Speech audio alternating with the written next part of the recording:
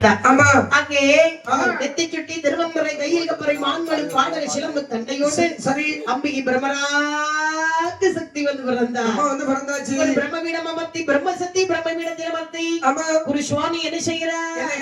நன்மையான சுடலை என் மடனை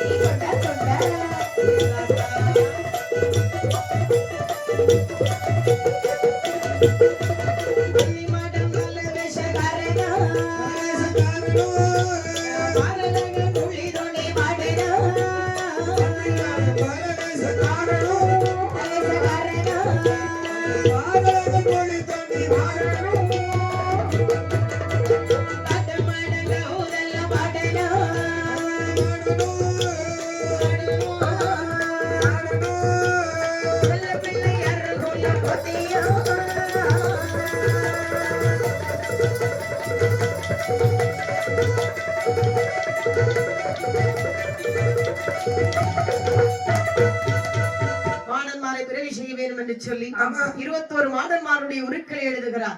சுடலை மாடன், சுடலை முட்டம், பன்னி modern, Palavesakkaran, வாரகுடி modern, போக்குவரத்து மாடன், கட்டையரும் பெருமாள், அந்தி மாடன், சந்து மாடன், ஆகாய மாடன், அனல்குழி மாடன், இடுகாட்டு மாடன், சுடுகாட்டு மாடன், போக்குவரத்து மாடன், சப்பானி மாடன், ஊசிக்காட்டு சுடலை, ஆமா ஒத்தப்படி சுடலை மாடன், சிவலப்பேரி மாடன், சரி பட்டி மாடன், பலவேசக்காரன், கண்ணடி மாடன், கௌரவ மாடன், 21 மாடன்மார்களுடைய உருவானதை எழுதுகிறார்கள். சரிதான் அப்படியே வேல்விலை இடுறாங்க.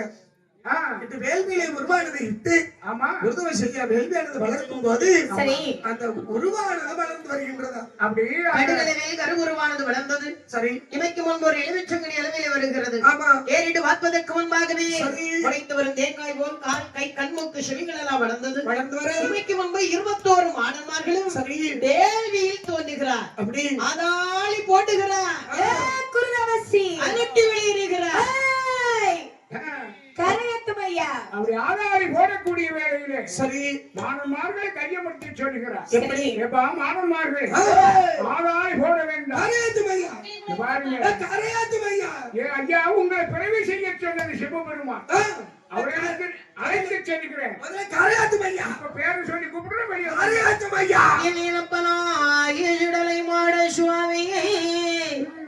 இந்த குருசுவாமி வேள்வி குழி விட்டு எப்படி அழைக்கிறார்?